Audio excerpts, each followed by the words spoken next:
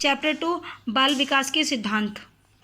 विकास एक क्रमिक एवं मंद गति से चलने वाली प्रक्रिया है। इसका संबंध निम्न में से किसी विचारक से है? स्किनर से।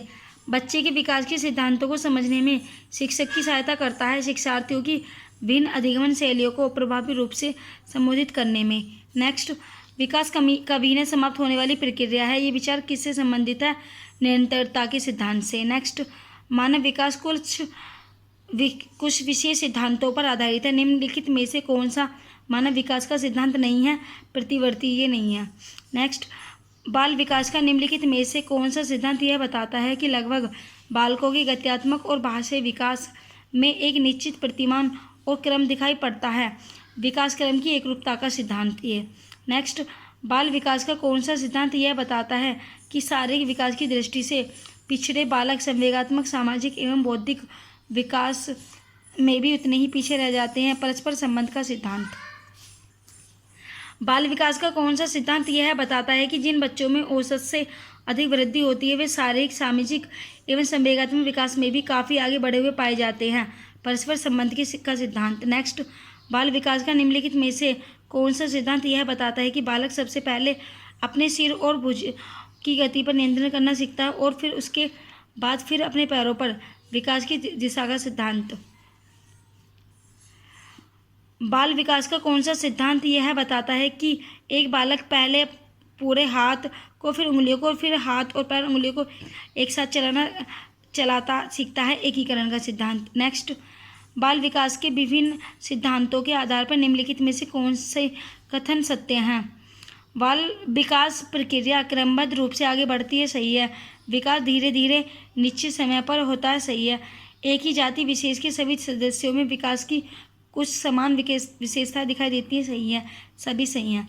नेक्स्ट, बाल विकास का निम्नलिखित में से कौन सा सिद्धांत यह बताता है कि बालकों का विकास उनकी व्यक्तित्वता के अनुरूप होता है?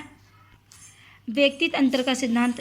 नेक्स्ट, बाल विकास के सिद्धांत आयामों की जानकारी शिक्षकों के लिए आवश्यक है, क्यों आवश्यक है? बालक की समस्या को निदान करने के लिए, बालक के लिए उपयुक्त शिक्षण विधि अपनाने के लिए, बालक के लिए उपयुक्त शैक्षणिक वातावरण के निर्माण के लिए, सभी के। निम्नलिखित में से कौन बालक के विकास को प्रभावित करने वाला आंतरिक कारक है?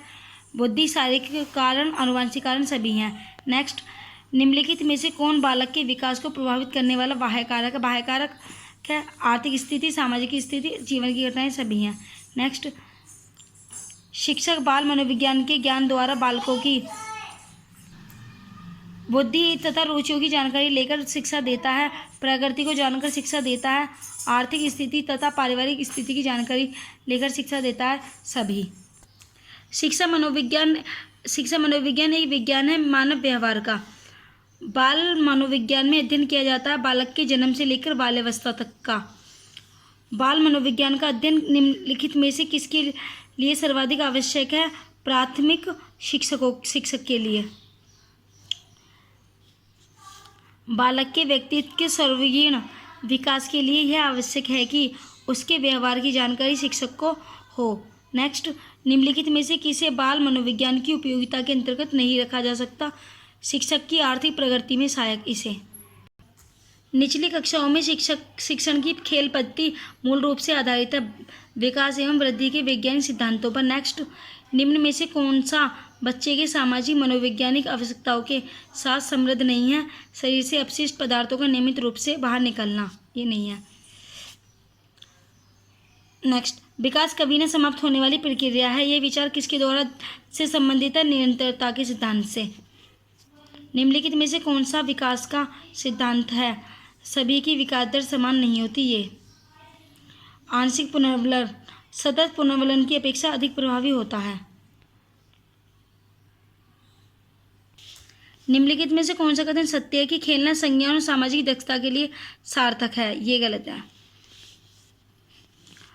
नेक्स्ट, पूर्व विद्यालय में पहली बार आया बालक मुक्त रूप से चिल्लाता है। 2 वर्ष पश्चात वही बच्चा जब प्रारंभ विद्यालय में पहली बार जाता है तो अपना तनाव चिल्लाकर व्यक्त नहीं करता, अपितु उसके कंधे व गर्दन की पेशियां तन जाती हैं। उसके इस व्यावहारिक परिवर्तन का क्या सैद्धांतिक आधार हो सकता है?